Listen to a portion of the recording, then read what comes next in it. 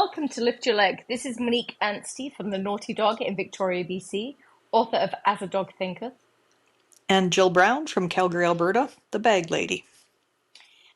Tonight's podcast, we're going to be talking about the Bravery class still, explaining what we're doing in there.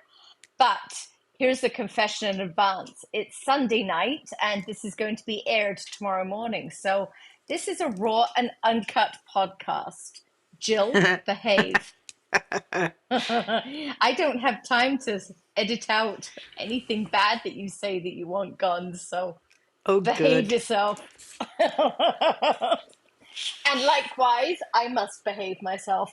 I haven't really eaten today, and I'm sitting here with my glass of wine, so yeah, This it could be may be more interesting. raw and more uncut than what we wanted. Or there might just not be a podcast tomorrow. Well, no, because I'll be publishing it while I am drunk, so. Oh, God. No, I doubt I will be drunk. I have a Yeti mug worth of wine next to me, and that's all I got. High end here, high end. A Yeti coffee mug full of wine. A Yeti, exactly. And I also have a black eye to go with it. I'm on a roll, man. Try and stop me. Oy, oy, oy. Oh dear. All right, let's talk about Bravery class. So we are talking about Garbage Bag Week, which I think is one of my favorite weeks. I have several weeks I absolutely love, but this is one of them. And Garbage Bag Week, well, every week it's just a different prop. And when I designed this class, I just saw them and decided this works. So I'm not going to pretend like it had any great significant value when we came up with that prop, because it didn't. But in the process of designing the class curriculum for Garbage Bag Week, I decided to work on triggers for certain reactive dogs. So dogs that are lacking a little bit of security, reactive dogs, if they have any issues towards people, the people that they're going to be targeting are the ones that move weird. So, Garbage Bag Week, we work on moving weird. With a garbage bag attached to you. Yes. We start off with four-legged races. And it's quite shocking how competitive some people are. I love it. So funny. So Okay, four-legged races where you but have to go slow so no one sues me. isn't this really a three-legged race? Yes, thank you. Honestly, I've barely had any wine yet. It's just been that kind of day, which is why I have a black eye. Boy. Three-legged race, and I'm changing that in my book right now because it actually says four-legged in my book. Oh, boy. Hush now, Jill, hush. Okay, so three-legged races where they have to tie themselves to their partner. So one dog's on the left and then the other dog's on the right. And it's a race with all my people to get to the other end of the room. Why this works is because a lot of my people just have such a good sense of humor and they go for it. So as they're going, like, they're laughing, they're competing, they're adrenalized, and their dogs pick up on that. But in the process of doing this, there will definitely be some dogs in class who want to target another dog because the trigger of the weird movement got them. Okay. Are you using a garbage bag in this three-legged race? We tie their legs up with a garbage bag. Oh, okay. And if I'm in charge, I really tie their leg up with a garbage bag. Okay. All right. Next, after that, on that, if any of the dogs are going to trigger off another dog because of the weird movement, we just roll a cookie forward, get the dog going towards a cookie, give them a target where we do want them to go, which is forward, not sideways to their neighbor. Okay. So after that, we do potato sack races, which are another favorite. So people just have to climb inside their garbage bag. And then hop. And then hop. And I love seeing the creativity of people when they get in there. So all of my ladies with bad hips that aren't allowed to wipe out, They just have to shuffle along in their potato sack. But then you have the competitive ones. David comes to mind for this, where he did like these massive hops the whole way down the room. Of course he did. Covered your room in 4 hops. so, so weird movement is something we need to get all of these dogs used to, but do it through fun. Like make it a game, get the people laughing, because then the dogs aren't triggered by it nearly as much as they would be if they just saw someone moving weird down the road towards them. So after that, we then get the dogs wild, and I want them wild and crazy to because they've had a little bit of stress from the movement now, and I'm going to get them wilder, more free, because then if there's reactivity brewing, they're going to let it out on this one. And we give them Superman capes, so the bag gets tied to their collar. And then we're having races from one end to the other in the building. And this Like is one of those where if they want to be reactive, depending on the dog and all the rest of it, but if they're going to be reactive, they're going to get told off for it. okay. So you're doing that running with the dogs. They're on leash Running with with the handlers. dogs, generally they're held close to the line down the center of the handler's pant leg, because if they're too far forward on their leg, the dog's taking them down, and someone's going to lose a tooth. I remember Alison. I think it was it. I was it this class that she wiped out. You may have not been there. I wasn't there. No. She did do this once. She got a fat lip and her tooth was loose. Oh, I think I remember hearing about it, but I Why wasn't would you there. think that was in competition obedience? She must have had too much wine in her Yeti glass. Oh. I shouldn't say that. I just made her sound like a drunk. I'm the one with wine in my Yeti glass, not Alison. Oh, dear. Oh boy. Um, the Superman races are so much fun. And if I have shy little dogs in this that are scared by, if we're kind of overwhelming them with our excitement, our energy, that's when the shy little dogs get to go off leash here. And in the seminar I just did, there was one lady who was unable to run with a walker, and her little dog needed to book it and go. So we just let him go. He had so much fun. It was wonderful watching him. So we Okay. just let him go. Um, Do you what only other? do that with the timid ones, or do you let all of them have a chance to be free Supermen?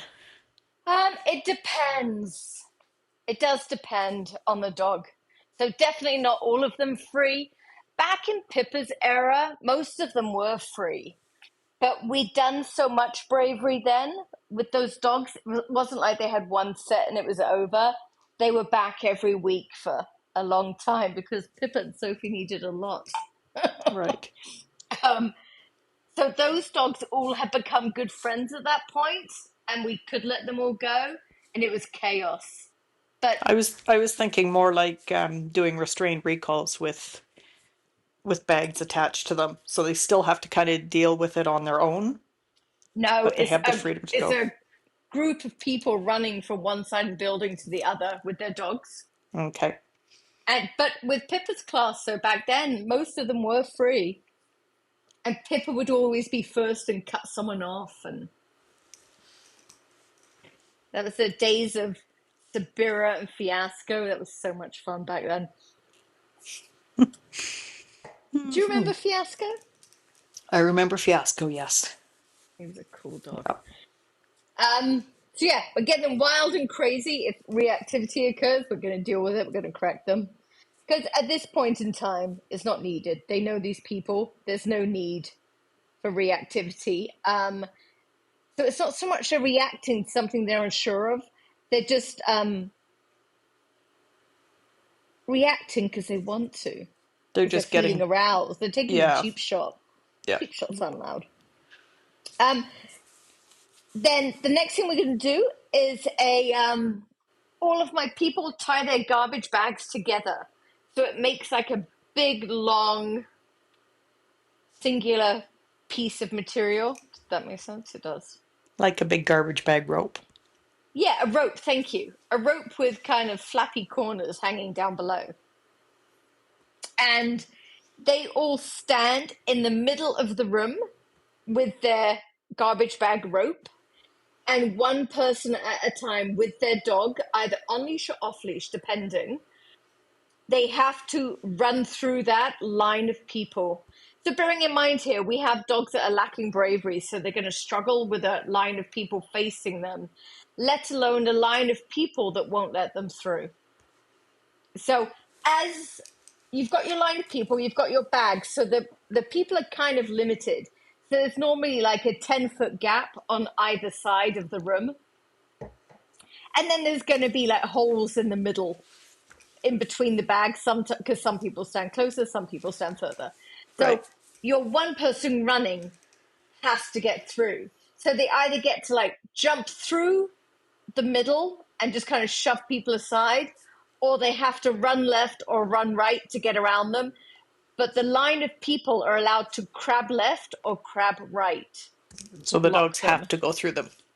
So the dogs have to go through them. And not only do they have to run through this line of people, but the line of people are trying to stop them.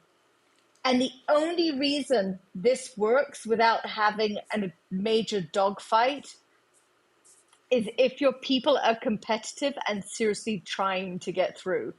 So as they try and fail and they can't jump over it, they can't get left, like their attempts are getting thwarted, they start screaming and running and laughing. And that's what makes us successful. It's kind of their emotion and their determination to get through. Their dogs start to copy it Okay. Where are the rest of the dogs while you're doing this? with their people crabbing sideways left and right to stop the other dog from getting through. Okay. It's a Yeah, line of people and dogs. Okay. line of people and dogs. Okay. And I love that. And it's hard for dogs. It's actually, I think it's a super hard exercise for dogs, but dogs don't struggle with it, Hmm. which is fascinating to me. Well, that's the emotion side of it again. If everybody It's was the quietly just standing there moving, keeping them away, I think the dogs would struggle. If it was a technical exercise, you're right, of just Yep. moving left and right, not letting them through, it would be a massive failure. It's the excitement and the emotion and the competitiveness of the people that makes it work. Right. Okay. And that's it, pretty much. That's all of them? Yeah, after we get them wild and running through like that, we are going to because through like the three-legged races, the potato sacks, then we're doing Superman cape. Then they have to run through the line like this. Then after that, I do make the dogs settle on the floor and get massaged by their garbage bags. So we are teaching them that off switch again of getting them totally wild, then getting them to chill and simmer right down again at the end. But it's a really fun class, and the dogs love this class more than anything else. Is that like 1 week's class? Is that your entire class for 1 week? Yep, It takes that. Okay. this will take an hour to do, And the dogs will maybe go home exhausted. 45 to 50 minutes. Yeah, it will. Fun. More people should be doing those kind of classes. It really is fun, and it makes them brave, like it does. I was I was posting stuff for Facebook for my business this week, and I was reading back through an old one, and it was about Pippa and Fiasco and Sophie's class of Bravery, Hmm. and how we had kind of the fearful dogs in there, and we made all the dogs run around with a pool noodle in their neck. So Pippa, Sophie, Fiasco, they're like, we have a pool noodle in our neck, and they're like shoving it against our legs and just playing with us with it while it's shoved in their collar. But then in that class, there were some normal dogs that weren't fearful or sensory type of dogs. They were just kind of normal dogs. They were in there for like relationship building or other stuff. And those dogs didn't know what to do when they had a pool noodle shoved in their collar. And it's fascinating because with our fearful weirdos, we've literally made them invincible. Yep. Like anything we threw at them, they just learned to push through and have fun and make it a game. Whereas the normal dog's like, why have you done this to me? I can't move now. Well, then, yeah, because the normal dogs didn't have to have it done to them. They They didn't were have to have normal, it so done they to did. them. Exactly. But somehow in the process, because they were so stable, they learned the lesson of resiliency and just bouncing back no matter what happens to you. Because they always just kind of bounced. It was never pushed further. Yep. And then when pushed a little bit further, they didn't bounce anymore and they didn't know what to do. I think that's fascinating. Very. I can just picture the three dogs jousting. That's the word I'm looking for. Uh, They look like the horse with the sword coming at you. the three dogs? What do you mean? Pippa and Sophie and Mm, Fiasco with yeah. the pool noodles stuck in their collars. I can just see them running at you and stabbing you with a pool noodle. Oh, silly dogs. Yeah, Yep. bravery's fun, but the whole point of bravery is the getting people to let loose. That's what's the fun. That's what's the reward for the dogs. It's the games, but it's the laughter that comes from these games. That's the magic of bravery class. Yep. Truly, And I think the emotion coming from the handlers makes or breaks that class. it really does. And if you have people that are all serious and competitive and like want to win bravery class, it's so hard to teach because they've missed the purpose, Yep. like entirely missed the purpose. So, for any other trainers out there that are wanting to teach bravery, the entire purpose of this class is to create this emotion in your handlers. Because through your handlers, they will then create the right emotion in their dogs. But without that, it's a disaster. So It's about the fun. for those people that are super competitive and just think they want to win bravery class, that's got to be the win. The people that are the silliest, the craziest, that are having the most fun, they're the ones that are winning. You should have a prize for them. I think the laughter is like, honestly, when it's the right group of people, it is so much fun. Like, I spend most of the night with my knees buckled. Like I can't even stand up. It is so funny. And the dogs are responding in the same way. And that is the magic of it. Now, as I've said this before, but as I'm looking at trainers worldwide or even locally, the best trainers that we have in the Southern Island, um, in Germany, are so much fun. They really are fun people.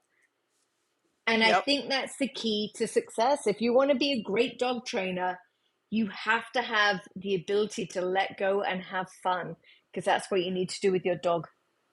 Yep. And likewise, in bravery class, if you want to win bravery class, you better know how to let go and have fun because that is the key here. Yep.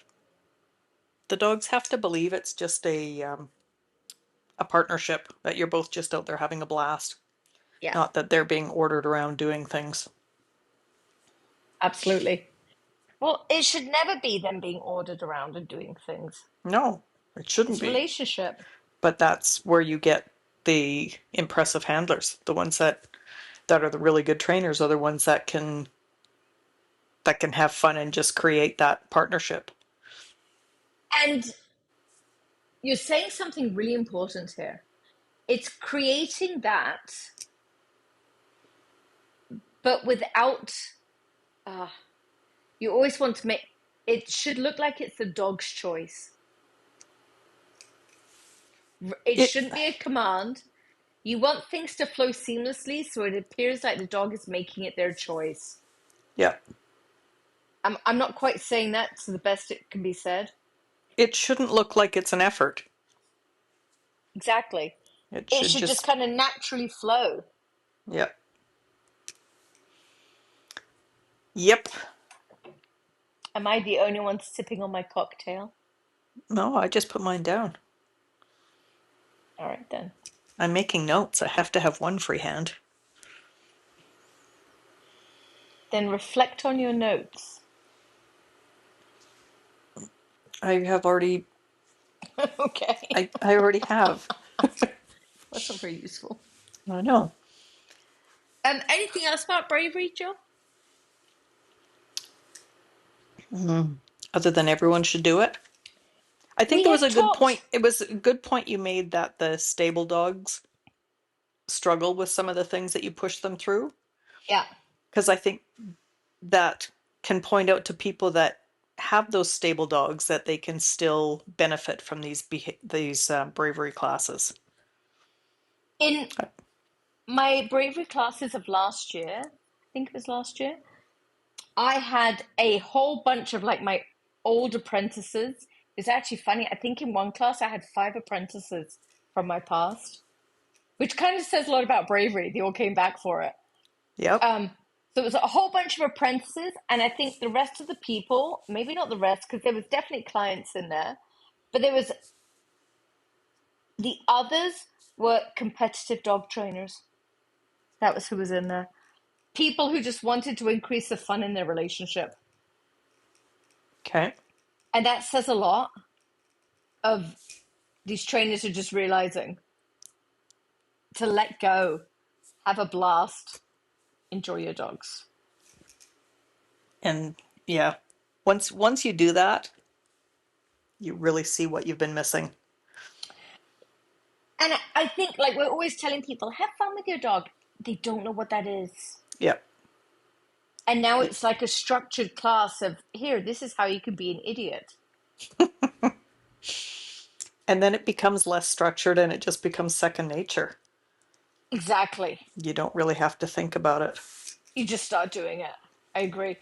You had mentioned previously in a podcast about Sizzle running outside in Awfully Social and Mm-hmm. how we stuck a weighted collar on her neck. Yep. Um, and the purpose of the weighted collar had been to stop her from bolting away. Right. Because once she ran, she got stupid and fearful, Yep. and then the other dogs would feed off of that. Um, if we had her inside, what she had needed was garbage bag week. Because it's all of the same running in a more confined space, but the running would have gotten her going. And because it would have gotten you going too, that's what Sizzle needed to see. Because Yep. outside, you were able to kind of, even though you were being good and keeping your eyes forward and looking where you were going, Oh your no, I was mind and your peripheral vision was still tracking Sizzle. I was not being good. You had sent Lindsay over to take me by the arm and make me keep walking. Thanks, Lindsay. I was beside myself that Sizzle was going to get hurt. All Yeah, right, then. So you were supposed to be doing your jobs of not looking where she was going and I focusing was. on where you were going, but Yeah. you weren't. Whereas in garbage bag week, you'd have had to, or you'd have fallen over. Yep. That's kind of the difference of bravery class. Because it's games, you have to kind of focus on your task. Like you have to run with your Superman caped dog, and you have to run because it's a race. Because if Yep. you get stuck in the beginning, you look really stupid, and then you're going to get focus put on yourself. So, in the context of bravery, it would have been a much better choice for you, except I didn't have it at the time when you were out here. And Sizzle would have come through it faster in the context of bravery. Absolutely. I mean, we Yeah. saw her come through the tent and running through the tunnel with the tarp and everything. She went through that Yeah. better than I thought she would have. Yeah. So, yeah. Yeah. Truly, in bravery, the key is the ability to be able to change their owner's response. Because through latent learning, once again, the dogs will copy their people. So if you can get the people to lighten up and have fun, the dogs will also lighten up and have fun. And then if they don't, you correct them, tell them off for if they're totally inappropriate, and then they will lighten up and have fun. It's Mm-hmm. that easy. I It's heard, that easy in quotations. well, it is, providing you can get people to have fun. And it is if you have someone who knows what they're doing and knows what kind of instruction to give. Someone that's brutal and won't let people be boring. Well, not even that. I'm thinking of the tent with Sizzle when I wanted to go in and help her. Yes. You let me help her the first time. The second time, you gave me shit for wanting to help her. I would have just continued helping her until the 12th time when she finally got brave enough to do it on her own. And instead, she got brave and did it on the second time. Yeah. So it takes having that instruction of somebody who knows what they're talking about and has done it before and knows what works. Or who has good feel and kind of knows when to push and knows when to help. Yeah, that's what I mean. Knows what they're talking about. Yeah. Feel the forgotten, untalked about topic that needs to be talked about way, way more. Yep. But there is one good thing to come from all of our podcasts, Jill. I teach very few private lessons now. And in my private lessons of this week, I had 4 private lessons. In 2 of those, my people told me that they'd gone to 2 other trainers in the very recent past, and the trainers either couldn't read their dogs, or what they said totally didn't fit for their dogs, or the trainer was doing something and kind of BSing them along, saying, "Oh, your dog's totally easing up right now," as they could see their dog tensing. So this is the first time in my career I've had this happen this fast. They went to Each of them had gone to 2 trainers in like a week. Both of the trainers had not been able to help them, and they walked. So they were Normally, okay. They were. This is going to be my question. Were they brave or smart enough to walk away when they realized that? they did, but the key here is normally it takes people about 6 months to realize this. Yep. And these 2 people in one week, or 2 sets of families in one week, had realized this with at the first lesson and walked away. And had That's they been listening to the podcast? I don't know, but I do think the word is getting out there.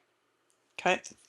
So I think through, like, we're not the only ones talking about this kind of stuff. There's other Right. people now who are getting brazen, and we've kind of changed the dog training climate. I think we're starting to, and word is getting out. Like, it's actually working because the Good. people that we need to hear it are starting to think. Like, if the answers sound like BS for what the question that they're seeking, they're leaving and they're Yep. going to someone who's going to kind of give them a non BS answer. And there's Or for the, nothing there's Go nothing ahead. wrong with an instructor saying, "Huh, let me think about that. Let me go home and ponder that. I'll message you tonight or I'll talk to you tomorrow." I would rather have somebody not know an answer to something I'm asking than just feed me a line because they think they need to have something to say. I have great respect for somebody who goes away and thinks about it. Yep. And I know Yep. that for myself. There was actually one lady at the last seminar I was just doing, and she came up to me at the end and she said, "You didn't really give me any feedback." So I kind of gave her a little bit like then and there. Then I came home, and Monday I was thinking about it. Tuesday I was thinking about it. And Tuesday night I wrote her notes of what I wanted her to kind of think about and where my brain was at. Yeah. Because sometimes you do have to think about it. In that moment, looking at her, like, I was kind of confused by her head position with her dog compared to her, because she's little and he's huge. And Okay. her head position wasn't my picture, but was totally correct. And that's where I got stuck in my head. Right. It wasn't So what you wanted, but it was a it wasn't correct what I position. wanted, but it was non pointable and it totally worked. Like, Yeah. it totally worked. So that was kind of my silence a little bit in watching her, was just because my brain was processing about, if I change his head position a little bit, is she going to be able to do it when this totally works? Will it benefit her in any way when this totally works? And because of their size difference, how's it going to look? So I was kind of having like all of this internal inner dialogue. So was silent with her. It wasn't, I was blank. I was processing so many other things in my brain every time she was out. So I would tell her the obvious things, but I wasn't telling her anything more than that. And that's because of all this internal dialogue going on in my head. So I'm glad I just kind of took time to write her a note and tell her everything. So sometimes if someone isn't overly verbal with you in that moment, or says like, just let me think about it and I'll get back to you, I think that's okay. It means they're actually putting that thought into you after the Absolutely. fact. Yep. Yeah. Yeah, for I think I sure. went off topic there with that story. Sorry. No, I mean, no, I don't think so. Um, anything else? Yeah, I have to get up and look at my black eye in the mirror. I have to see its growth in the last hour. Oh, it's not terrible. It just like I'm wearing purple eyeshadow, These badly are applied. these are the times when I wish we were doing a video podcast. Well, I wish you were doing a video podcast, not me. Thanks, man. This is why we don't do video podcasts. As I'm sitting in my cheap hotel with Harry lying next to me, a black eye, my Yeti mug full of wine. I'm still in my That's. pajamas.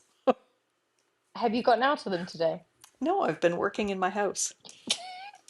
No comment. No comment whatsoever. It's so cold, I had no desire to go anywhere, so I've just been working at home. How cold is it? Mm. It was like yesterday, I think it was minus 17 Celsius, but it felt like minus 24, something like that.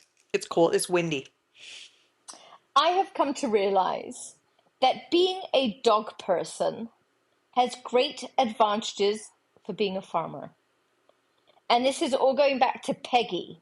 I have a lamb right now that got born yesterday? No, the day before yesterday. How old is she? 2 or 3 days. It's Yesterday, either you two. said you sent me the picture yesterday. So yesterday was 24 hours. So at this point in time, she's close to 3 days old. And she was born but couldn't stand. And I'm not sure if it's because of my lack of farming skill reefing her out, because I couldn't get her out. Um, there was two of them stuck. So I'm not sure if I injured her, and I don't think that's the case.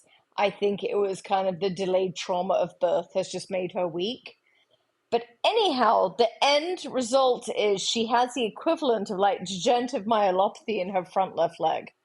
And as she stands, she can't right her left foot. It goes underneath her. So she's got, if she were a dog, we'd call it very weak pasterns. So Reggie, my German Shepherd, used to have very weak pasterns. And he used to have his bionic legs for when I bike rode him to get him fit. Um, so she now has Reggie's bionic legs on her front left leg. And is that the reason she's called Peggy? Peg leg, Yeah, that's what I figured. named by Hillary. So That's what I Peg leg figured. now has Reggie's bionic pastern bandages on her front leg, and His she's splits. moving. Yep, she's Aye. moving. She can up and run. So there's a lot of dog knowledge that can be transferred across species. And if you are a livestock vet, stop listening now, please.